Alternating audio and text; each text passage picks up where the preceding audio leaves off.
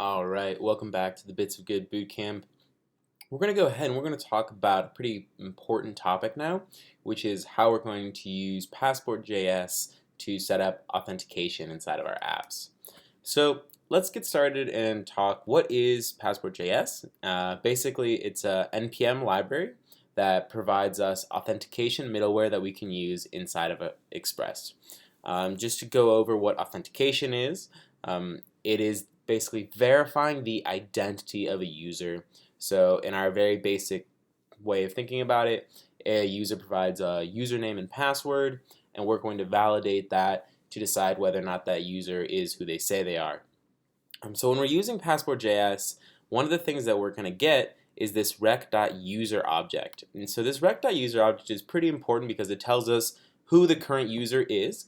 So if the current user is logged in already, rec.user is going to be the user object. So think about this as like the MongoDB object for that user.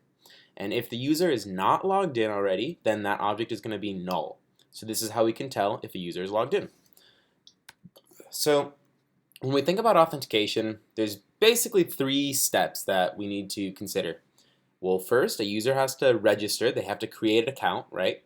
Then a user has to log in. And then finally, after a user is logged in, the database the server needs to remember that the user has logged in, because everybody hates it logging into a website and then you refresh the page and it forgets that you're logged in. That's no good. So Passport helps us do those second 2 things. You're still kind of on your own for building a registration page and saving information to the database, but it will help us log users in and remember that they're logged in, which is pretty important, to be honest. Those are the most complicated. So before we can do anything with Passport, though, we need to quickly talk about sessions, because Passport is relying on sessions already being set up inside your Express application. It will not work if you do not have sessions already set up.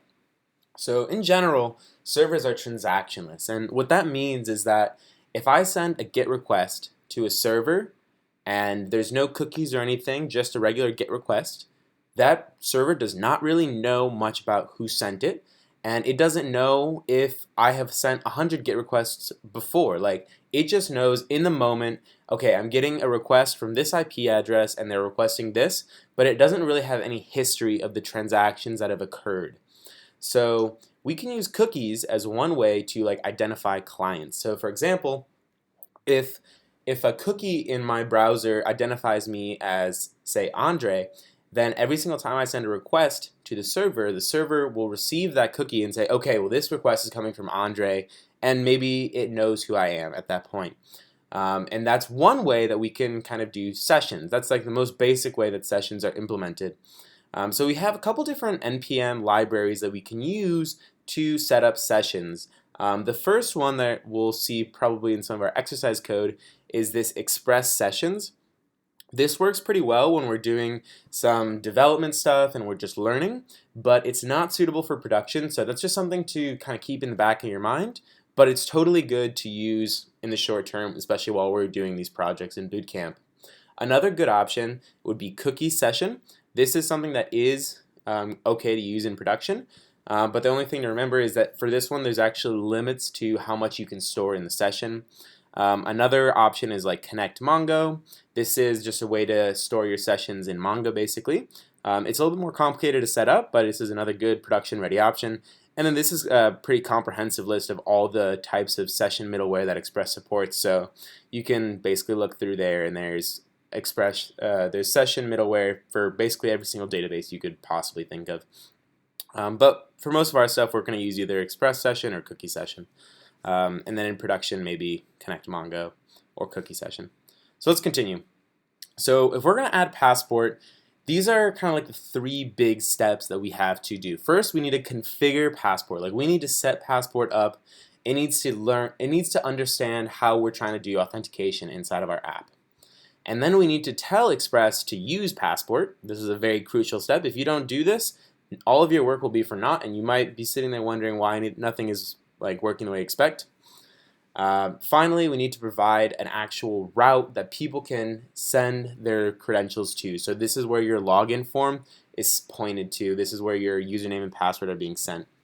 So let's start by configuring Passport. So what we're going to start with is a local strategy.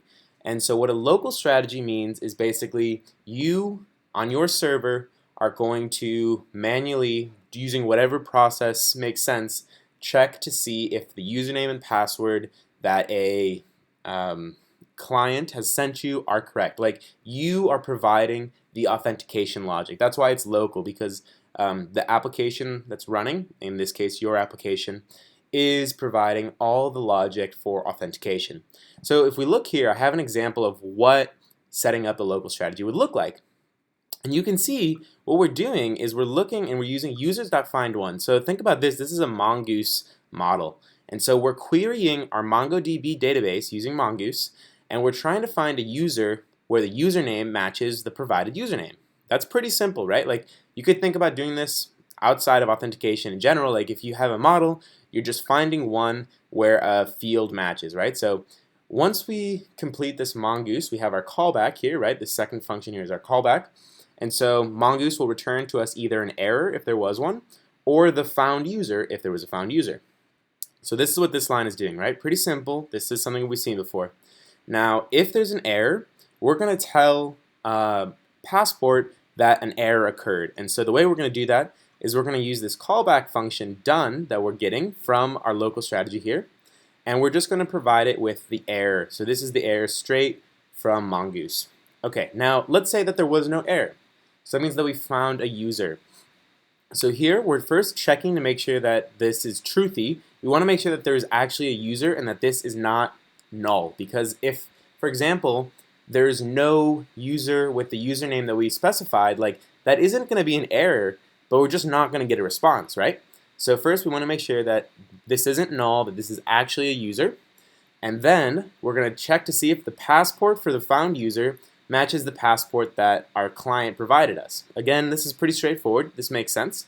And if this is truthy, like if there is a user and the password matches the password the client gave us, well, that's about as good as we can get for authenticating. So we're going to call the callback done. We're going to pass in null here because there was no error, and then we're going to pass in the user object, okay?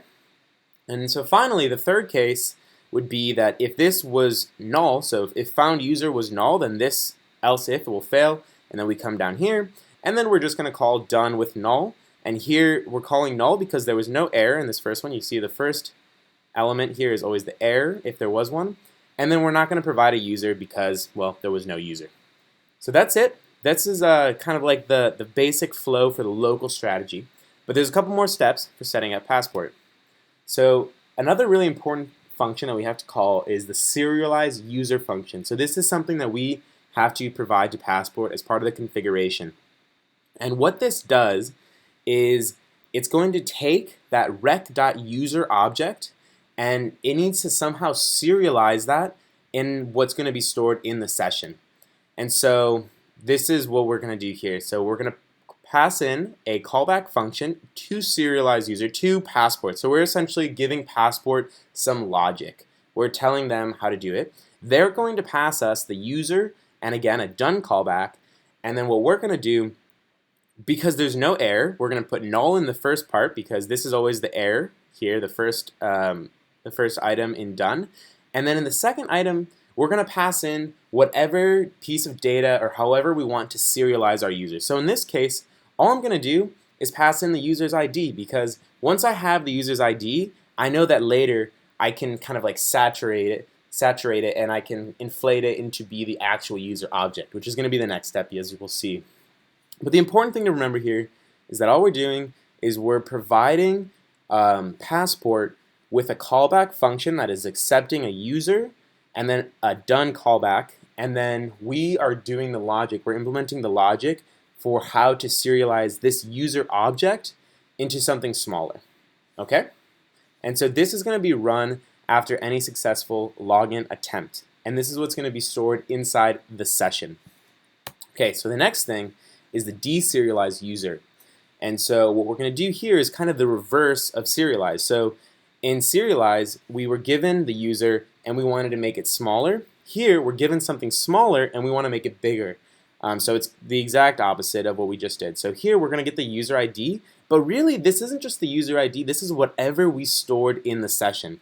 So whatever was put here in this spot is what is going to be passed in here. This would be the serialized user, would be a more generic variable name, but because I know that this is a user ID, then I can just use that. And again, we're also getting the done callback. So again, inside of our callback that we're passing to deserialize user, we're going to use our mongoose model user, and we're going to query to find a user by the ID, and then once we get that, we're going to call done again. So here, if for example, if we know that there's an error in mongoose, we're passing that in, and regardless if this is null, then that's okay, and if there was an error, then Passport will know there was an error, and then we're going to pass in the user. So you can see here, in very simple terms, what we're doing is we're taking whatever the serialized user was, which was, again, what the output of this function was, and we're going to inflate it to be the actual user object.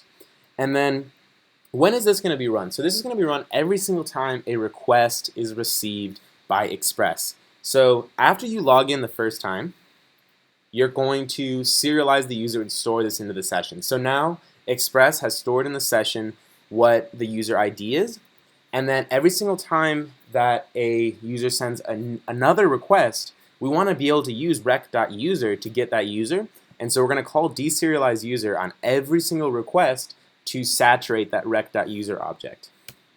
Okay, let's take a second here to talk about what is done. We've seen this a lot, and nobody's really taking the time to explain it to you.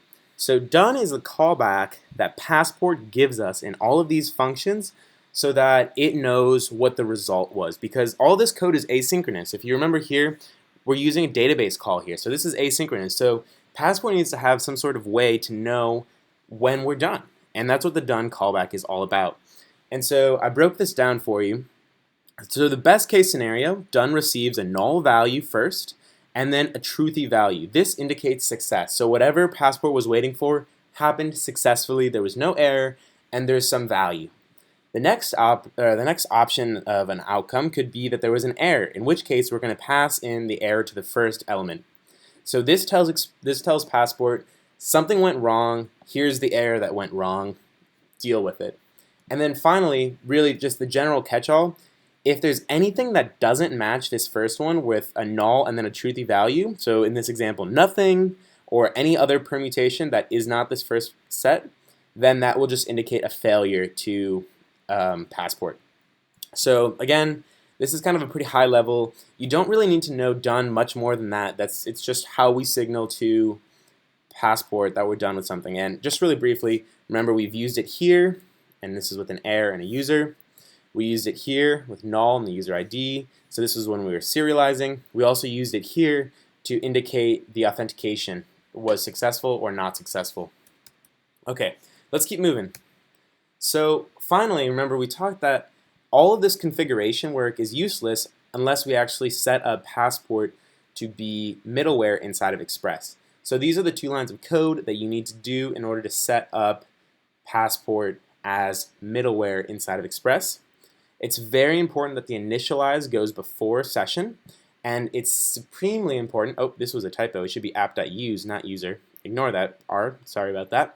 But the other really important thing here is that this needs to come after your session middleware has been initialized. If your session middleware has not been initialized before this, Passport won't be able to use it, and it's not going to work as you expect it to. So make sure that whether you're using cookie session or express session or Mongo Connect or whatever you might be doing, that you set up that middleware before these two lines of code.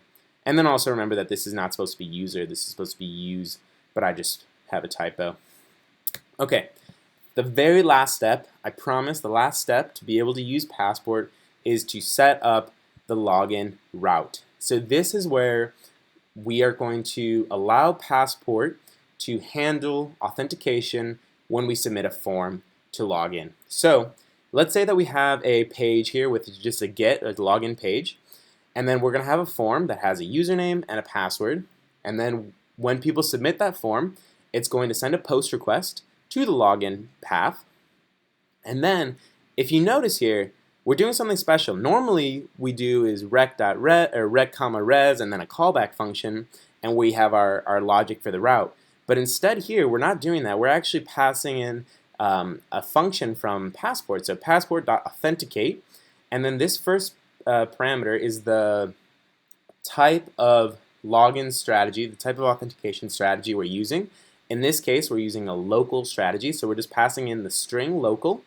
And then the second thing is a configuration object. So we're going to tell Passport some information. So for example, if this authentication is successful, I want my user to be redirected to just the /login.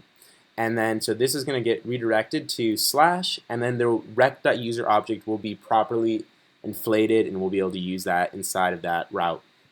But let's say the login was a failure. The password did not match what we had stored for the username. Then I want to redirect them again to the login form. Cool. So I think this is mostly self-explanatory, this part right here. It's actually really simple. We don't have to worry about any of the complicated stuff because Passport is handling it for us. Yeah, so at this point, you know all the things that you need to know in order to be able to set up Passport. There's one more really useful thing to know as well, and that's how to log users out, because sometimes users need to log out. And so the way that we do that, we provide a route. In this case, we're going to use /logout. And then what we're going to do is we're going to call rec.logout. So this is another function that Passport is giving to us to allow us to log users out. And when this happens, their rec.user is going to be cleared, and then also rec.session will be cleared. And then actually, rec.session won't be cleared, but that user specifically will be removed from rec.session. And then finally, we can just redirect them to a login page or wherever we want to. This is kind of like an optional part, but this is really the line that logs people out. And that's about it. We've covered all the different things for Passport. I know that this seems like a lot. My word of advice for you is authentication is a very, very important part of every application, but it's mostly pretty similar for every application once you get going. Like, your applications are going to handle authentication in only a couple different ways. So this will be something that you can do a lot of copy and pasting of code as you go. This isn't something that you ever have to like really memorize everything. Normally, a quick Google search to go to the Passport website and look at an example is more than sufficient to jog your memory enough to actually be able to implement it in any of your projects. We have a couple exercises coming up where you're going to get to practice as well. And then if you have any questions, of course, ask us. All right, thanks guys. I know this was a long video, but good work.